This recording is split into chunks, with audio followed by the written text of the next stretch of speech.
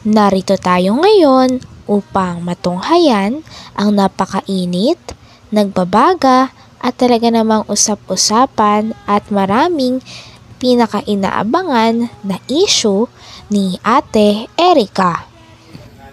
Sa pagpapatuloy ng ating istorya ay sinasabi nga ni Kalingap Val Santos Matubang na ang mga tao daw at ang mga Kalingap Angels o mga tao na tutulungan ng Kalingap ay sagana daw talaga yan sa tulong. Kung hindi man sa pera ay sa mga pagkain at package na pinapadala ng mga sumusuporta sa kanila dahil din sa pag-vlog sa kanila ng Kalingap. Ganay, may iyo ka na. Ano napakaswerte mo naman? Mayroon ka ng monthly allowance, may pabigas, may papackage, tapos may iyo na? Abay, saan ka makita ng ganon? Kumplito ng maray, may iyo pa, tapos may allowance? Abay, abusadong maray na ini, hindi po pwede. So, marami pong mga nagpapawakwak. Ini po mga kaibigan, no? Sino ang leader? Bakit nawakwak ining grupong ini? Si Erica. Scout ba ini ni Royal of Malalag? Mga kaibigan. Hindi nakatiis itong si Tita kasi inggit. Sa mukha pa lang po, mukha ni Tita, oh. Sus, kalamig kumuto. Alam mo na kung makita kita sa personal, kumuton ako imong nawong. Lamang kumuton sa nawong anay. Sus, puno ng inggit. Itong tita po ni Lamay, ni Erica, puno ng inggit ang kanyang puso. Tinan mo, oh, walang inggit yan? Bakit siya nang-inggit, mga Kalingap? Kuya Bal, ba't mo sinasabing nainggit yan? Sabihin ko sa inyo. Unang-una po, itong si May at Erica, maitsura. Hindi sila maganda. Uy, ang ganda ni Erica, ang ganda ni May. Hindi po totoo yan. May itsura lang po sila. Akala mo magaganda? Sa video lang po yon. Yan ang may itsura nila. Kumpara mo sa totoong maganda. Alam mo, ni Beyonce. Sus, wala sa kalingkingan. Ang layo mga kalingkingan. Erica, Beyonce. Wala. Doon siya naiinggit sa maitsura. Kung maganda yan, grabe na talagang si baka si Jun A ay maglalaway dyan. Nabihag, nabighani sa mga salitang kaakit-akit. Baka ito pinangakuan mo kay.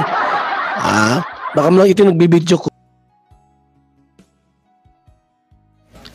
Sa pagpapatuloy nga ay inihambing pa ni Kalingap Val Santos Matubang si Ate Erica kay Viancy. Si Ate Erica kasi ang dating ka-love team ni Kuya Edu. Ngunit ngayon, ang ka-love team na ni Kuya Edu ay si Viancy na sapagkat umalis nga si Ate Erica sa poder ng Kalingap. Nakikita nga daw na ang tunay na maganda ay si Viancy. Pero si Ate Erica naman ay may itsura naman daw talaga.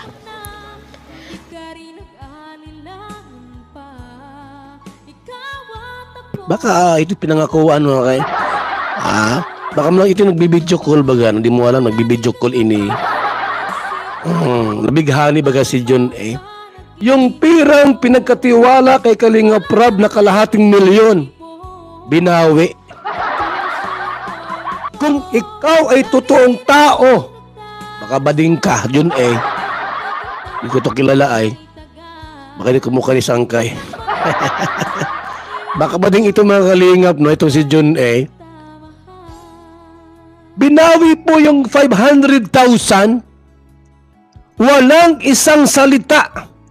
Walang word of honor. John A, bayot ka ba? O sa akin mo ginawa yan? At halimbawa ay, Kuya Bal, ito yung yung kalahating milyon sa pabahay ni Erica. Hindi mo na mababawi sa akin yan. Bakit po? Re-resibuhan kita ng foundation. Nakaisampal kong resibo sa mukha mo, Jun eh. Yung masabi ka, ay, Kalinga Prab. Bakla talaga. Kalinga Prab, kukunin ko yung kalahating milyon. Mabait si Kalinga Prab, mga kaibigan. Ubod ng bait. Wala siyang sasabihin. Bakit po? Hindi po. Ibibigay niya. Kung sa akin yon, sampal kong resibo sa'yo. Kalahating milyon? Babawiin mo? Hindi mo na makuha sa akin yon. Kahit idemanda mo pa ako, resubuhan kita ng back to back. Pasalamat ka at kay Kalinga Prab mo binigay yung 500,000, yung kalahating milyon. Bakit na bago pong isip, mga kaibigan? Noon po, sabi ko, bakit binawi? Anong dahilan? Mayroon bang something? May mali ba sa amin sa Kalingap? Bakit babawiin yung kalahating milyon? May nagsulsul ba? At binawi yung pera? Isang malaking katanungan po, mga Kalingap, mga kaibigan. Kung bakit binawi. Yun pala po. Sabi nga ni Kalinga Val Santos Matubang na marahil ay inggit lang daw talaga ang tita ni Ate Erica at ni May kay Ate Erica at kay May. Ito ay una sapagkat magaganda daw ang dalawa niyang pamangkin.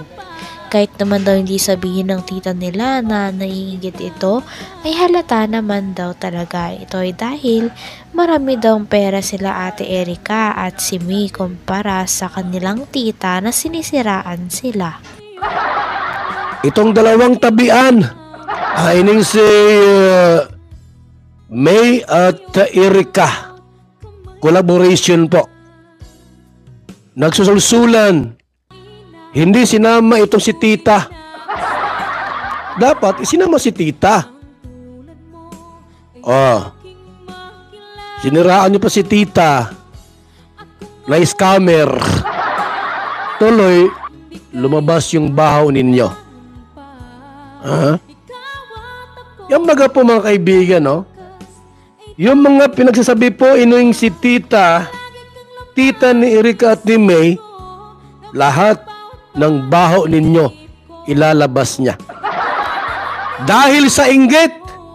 Inggitira ka ay. Yung mukha mo, di mapagkatiwalaan. Kung totoo yan, Kuya Bal, hindi ako nainggit doon sa dalawa. Ano ako? Ni 5 wala akong nakatanggap. Inggit ka lang. Inggit yung mukha mo. Kumuto na ako yan. Kung hindi ka nainggit, sige daw. I-text mo ako. 0929-113-2469. Kung di ka naiinggit. Magulang ko. Yan o. Kapal ng muka. Yan o. At yung sinasabi pati ninyo na Data yan.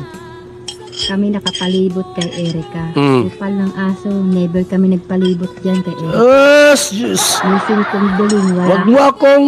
Ay, kumuto ng mukha. Naong ni mo, day. Nising kong duling, wala kaming kunuha. Inggit ka lang. Ha? Bigyan mo tuwa. Kaya wag niyo kami sasabihan na nakapalibot kay Erica. Hindi kami pinalaman niya sa palad niya. Kaya wag na wag niyo yung sasabihin niya.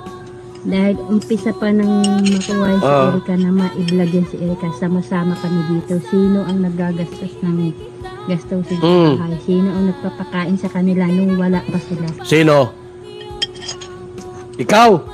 Kaya wag kayo magawa-gawa ng Buwang na. dada ng dada na wala namang kayong mga alam. Wala nang alam. Ha? Naninimot kayo ng mga balita na mali-mali. Sino? Yung... Mga sinungaling.